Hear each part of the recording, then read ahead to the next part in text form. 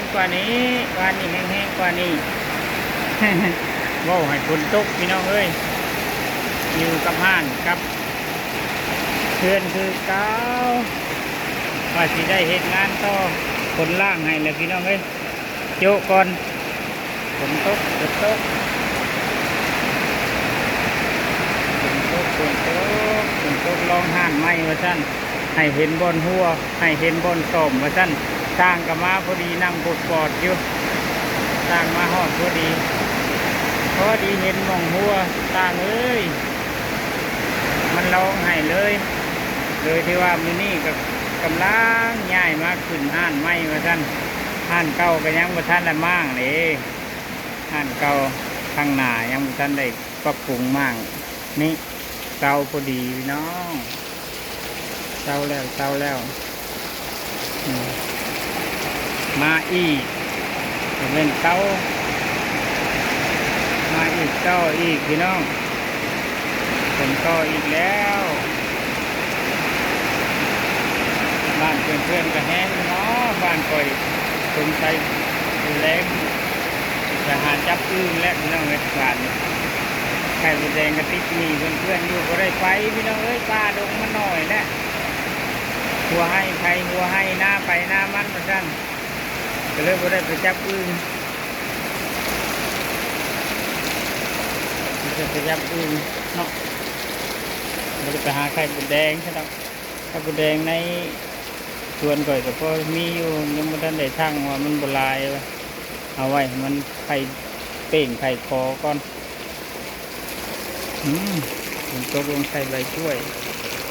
ก่อนลังห้านก็มีสวนกล้วยแต่ว่าตอนนี้โอ้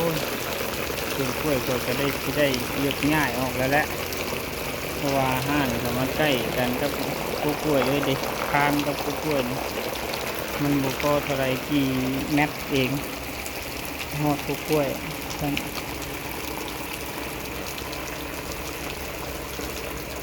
ที่ได้เอากล้วยออกบัดนี้เนาะยกย้ายออกแล้วก็เป็นไรมาเทมาน้ำสีแดงพี่น้องน้ำสองสีแล้วบานน้ำสองสีตกลงมาใส่นองคอย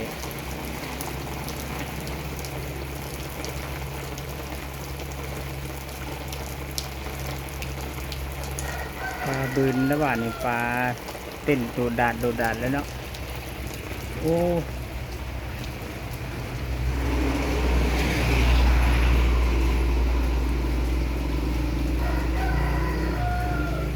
สร้างมาได้ใส่อีก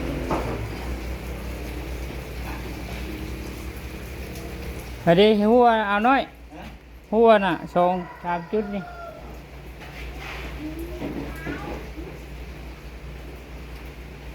บัวลายดอกหัวแถวนี่ชุดเลยที่ทอดพี่ผมเกี่ยวกับเรื่องได้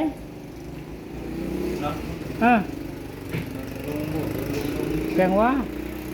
แถวนี้นี่น็อตบ่ได้ตอกนี่เนาะ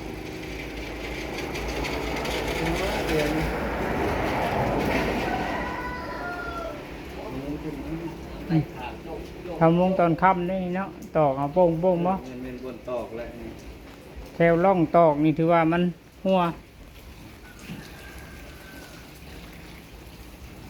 ทางไม่เนาะบ่แล้วคนตีตอกแล้วมันอยากข้าวดิมันค่ำกันเลยบ่เกี่ยวกับสร้างไม้แล้วสร้างเก่าก็หัวได้แต่งเบิดแถวไหนนะ